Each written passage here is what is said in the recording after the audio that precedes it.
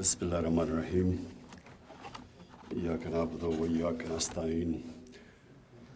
جناب شہزاد ارباب صاحب، میرے کیبنٹ کے ممبرز، میری ٹیم،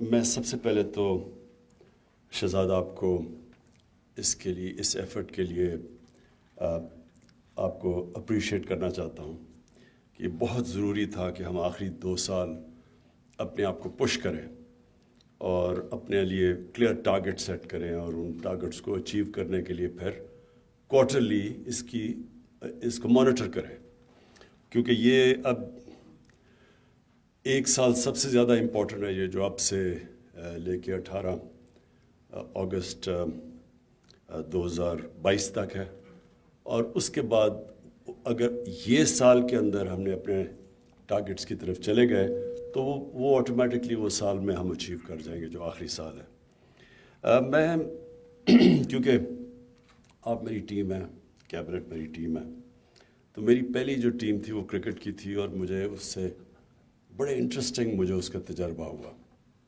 تو وہ میں دیکھتا ہوں، میں آپ کی اپنی کیبنٹ کی میٹنگز بھی دیکھتا ہوں، آپ کی کیبنٹ کی پرفارمنسز بھی دیکھتا ہوں، ممبرز کو بھی دیکھتا ہوں، تو یہ میرے لیے بڑا انٹرسٹنگ رہا، کیونکہ میں ٹیم کے اندر جو اصول ہوتے ہیں وہ کسی بھی ٹیم آپ کی ہو اس کے اندر وہی پرنسپل سیٹ ہوتے ہیں۔ تو میں نے اپنی جب کرکٹ کی ٹیم میں 10 سال میں کیپٹن رہا تو میں نے پلیئرز کو آتے دیکھا اور پھر ان کی ایولیوشن دیکھی ٹیم کے اندر۔ تو میں نے دو ٹائپ کھلاڑی دیکھے۔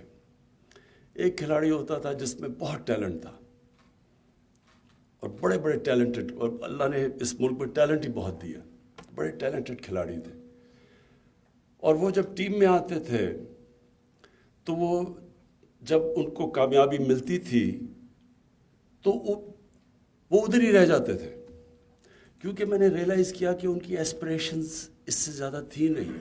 ان کی ایسپریشن یہ تھی کہ بس ٹیم میں آ جاؤں، میرا نام ہو جائے، دنیا مجھے جاننا شروع ہو جائے، اور ایک ٹیسٹ کرکٹر ہوتے ہوئے بینیفٹس مل جائیں، اور بس وہ ادھر ہی رک جاتے تھے۔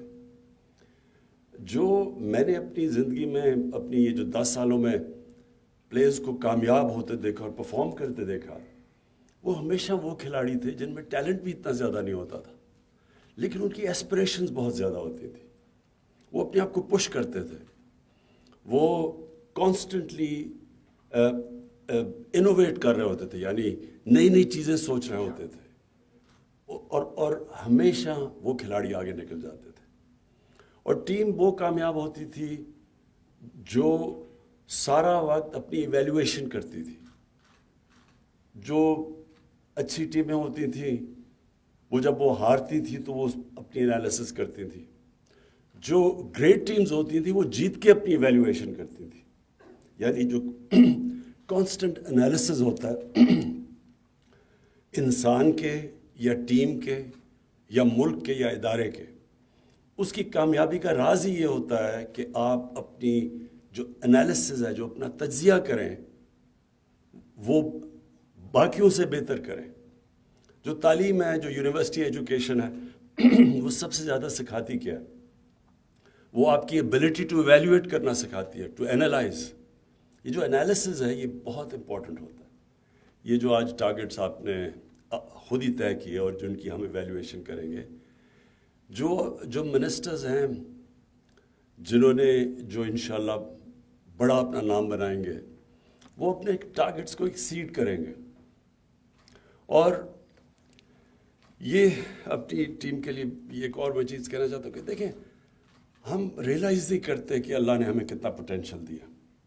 اب میں اپنی بیوروکریٹس کی ٹیم کو بھی کہہ رہا ہوں اور اپنی جو کیبنٹ ممبرز ہیں ان کو بھی کہہ رہا ہوں، انسان ہمیشہ اپنے آپ کو انڈر ایسٹیمیٹ کرتا ہے۔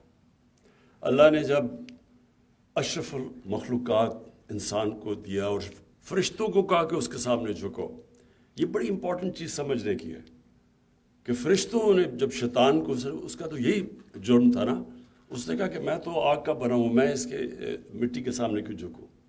تو اللہ نے کہا تمہیں بھی نہیں پتا کہ میں نے اس کو کتنی صلاحیت دی ہے، کتنی نالج دی ہے۔ ہمیں خود ہی نہیں پتا ہوتا، ہم اپنے آپ کو انڈر ایسٹیمیٹ کرتے ہیں۔ ہم اپنے ٹارگٹ سے بڑے لو سیٹ کرتے ہیں، اور پھر جب مشکل وقت آتی ہے ہم ہار جلدی مان جاتے ہیں، ہم ہار مان جاتے ہیں کہ جی ہو ہی نہیں سکتا۔ تو جو میری زندگی کا تجربہ ہے، اور وہ کرکٹ سے شروع ہوا، کہ جب تک آپ ہار نہیں مانتے، ہار آپ کو ہرا نہیں سکتی۔ جب جو میرا کرکٹ کا تجربہ تھا وہ میں نے شوکت خانم ہاسپٹل میں، مجھے اس کا بہت فائدہ ہوا۔ یہاں ڈاکٹر فیصل سلطان ہیں جو شروع سے میرے ساتھ تھے، اور رزاق داؤد اور یہ شوکت ترین، یہ بورڈ پہ تھے شوکت خانم کے۔ یہ میرے خیال میں شوکت اور رزاق دونوں اس بورڈ میٹنگ میں تھے۔ ہم نے جب سارے لاہور کے ٹاپ ڈاکٹرز کو بلایا، کہ 3 سال ہم کوشش کرتے رہے، میں کوشش کرتا رہا، سمجھ ہی نہ آئے کہ ہم شروع کدھر سے کریں کینسر ہاسپٹل بنانا۔ تو ہم نے لاہور کے ٹاپ ڈاکٹرز کو بٹھایا،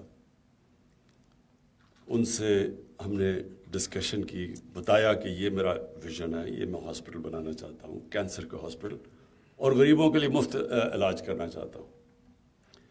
تو مجھے ابھی بھی یاد ہے وہ 20 ڈاکٹرز تھے، 19 نے کہا کہ نہیں بن سکتا۔ مجھے ابھی بھی یاد ہے رزاق کی شکل کے اوپر کیا ہوا اور شوکت ترین کے اوپر کیا گزری، جب 19 نے کہا نہیں بن سکتا۔ ایک نے کہا کہ بن جائے گا، لیکن آپ غریبوں کا کینسر کا مفت علاج نہیں کر سکتے۔ اور پہلی بورڈ میٹنگ ہوئی، وہ بھی یہ دونوں کو پتا ہوگا،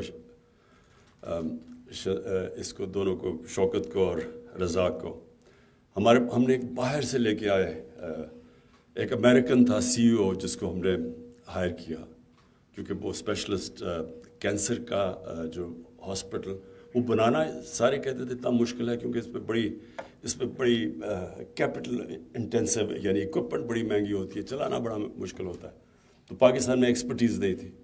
اس نے، مجھے ابھی یاد ہے، پہلی بورڈ میٹنگ میں اس نے کہا کہ اگر آپ نے 5% سے زیادہ مریضوں کا مفت علاج کرنے کی کوشش کی، یہ ہاسپٹل 3 مہینے میں بند ہو جائے گا۔ تو وہ تو چلا گیا 3 مہینے کے بعد، اور ہاسپٹل آج دنیا کے اندر، یہ میں آپ کو بتانا چاہتا ہوں کہ اس کی کوئی مثال نہیں ہے، کہ جو 70 کروڑ میں ہاسپٹل بنا تھا، 70 کروڑ میں بنا تھا وہ ہاسپٹل، آج ہم 9 ارب روپیہ صرف ہر سال غریب مریضوں کے مفت علاج پہ خرچ کرتے ہیں، 9 ارب روپیہ۔ تو میرا پوائنٹ کہنے کا یہ ہے کہ ہم جب اپنی ویژن سیٹ کرتے ہیں، تو ایک چیز یاد رکھیں کہ اپنی ویژن سے کبھی نیچے نہیں ایکسیپٹ کرنا چاہیے۔ جو کمپرومائز ہوتا ہے نا، وہ اپنی ویژن کے لیے کرنا چاہیے، ویژن پہ کبھی کمپرومائز نہ کریں، اور پھر اس ویژن کو اپ گریڈ کریں، اس سے نیچے کبھی نہ آئیں۔ کبھی اپنا ٹارگٹ ایک دفعہ سیٹ کر دیا، اس سے نیچے نہ آئیں، فیصلہ کر لیں کہ میں نے یہی کرنا ہے۔ جو میں نے دیکھا ہے لوگوں کو، جب مشکل وقت آتا ہے، اصل میں انسان کا ٹیسٹ ہی مشکل وقت میں ہوتا ہے۔ میں نے اپنی ساری کیبنٹ کو مشکل وقت میں سب کو دیکھا ہوا ہے، میں نے آپ کی وہ لیول دیکھا ہوا ہے کہ کس پوائنٹ کے اوپر وہ گھبرا جاتا ہے، پھر وہ کس پوائنٹ پہ فلانا گھبرا جاتا ہے، تو وہ میں نے سب کو آپ کو چیک کیا ہوا ہے مشکل وقت میں۔ وہ ضروری ہوتا ہے کیپٹن کے لیے اپنی ٹیم کو چیک کرنا۔ لیکن یہ یاد رکھیں کہ دیکھیں، جب مشکل وقت میں آپ، قرآن کے اندر اللہ کیا کہتا ہے، سب سے بڑی انسان کی صفت کیا ہے؟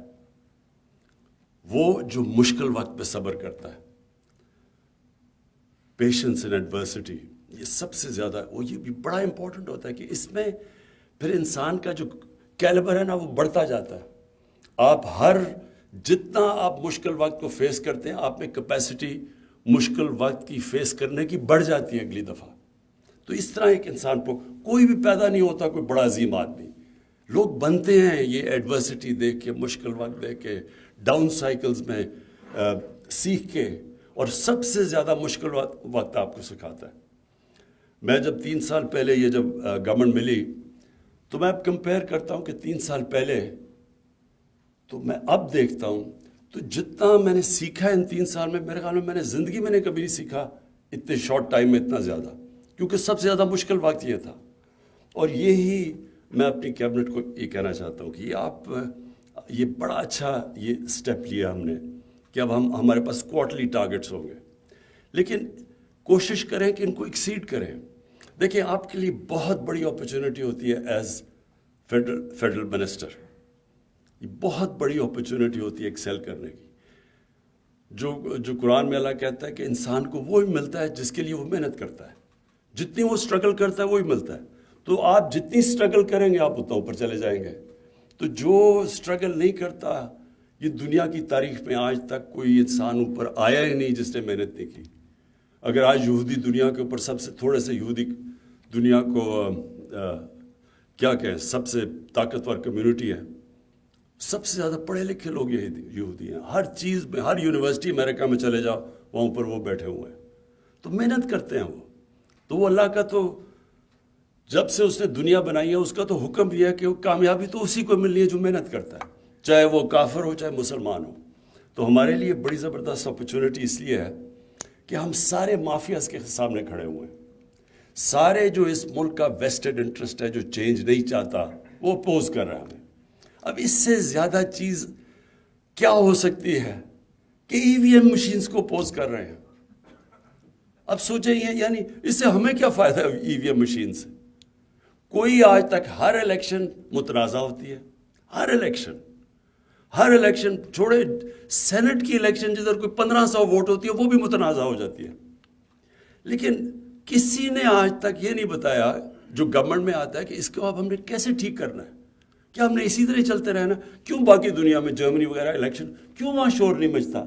پہلی دفعہ امریکہ میں نے دیکھا تھا شور مچا ہے، اور وہ بھی کیونکہ ان کا سسٹم اتنا ٹھیک تھا، ایک دم ختم ہو گیا۔ یہاں ہر 1970 کے بعد ہر الیکشن میں کوئی جو ہارتا وہ کہتا دھاندلی ہو گئی۔ اب ہم ایک سسٹم لے کے آ رہے ہیں جو کہ بڑا آبویس ہے کہ یہ اگر جتنے بھی پاکستان کے مسئلے ہیں وہ حل کر دے گا ای وی ایم۔ اب اس کے اوپر کیسے کوئی ایکسیپٹ نہیں کر سکتا سوائے اس کے کہ وہ لوگ جو ایک کرپٹ سسٹم سے بینیفٹ کر رہے ہیں وہ اس کو اپوز کر رہے ہیں۔ یہ کسی کو فائدہ تو پہنچا ہی نہیں سکتا۔ یہ تو بڑا سمپل چیز ہے کہ الیکشن ہوا، بٹن پریس کیا، رزلٹ آ گیا، اور سارے پرابلمز ہمارے الیکشن پولنگ کلوز کرتے ہیں اس کے بعد آتے ہیں سارے پرابلمز۔ لیکن اگر اس کو اپوز کر رہے ہیں تو آپ سمجھ جائیں کہ ہمارا یہ چیلنج کتنا بڑا ہے۔ یہ جو لوگ یہ اس ملک میں کون ہیں جو اس ملک کو چینج نہیں ہونے دیتے؟ یہ چھوٹا سا ویسٹڈ انٹرسٹ ہے، یہ تھوڑے سے لوگ ہیں، یہ بینیفٹ کر بیٹھے ہیں اس کرپٹ سسٹم سے، اور وہ سب سے بڑے ہمارے دشمن ہیں۔ تو اس لیے آپ کی بہت بڑی ذمہ داری ہے، اور یہ جو آخری 2 سال ہیں یہ کرٹیکل ہے ہمارے لیے، کیونکہ ہم نے بیسکلی پہلا سال تو سروائیو کیا ہم نے، دوسرے سال میں یہ جو ہم نے چیلنجز لیے، یعنی ایک طرف اکانومی سنبھال لی ہے، دوسری طرف کرونا آ گیا، اور جس طرح وہ ہینڈل کیا گیا،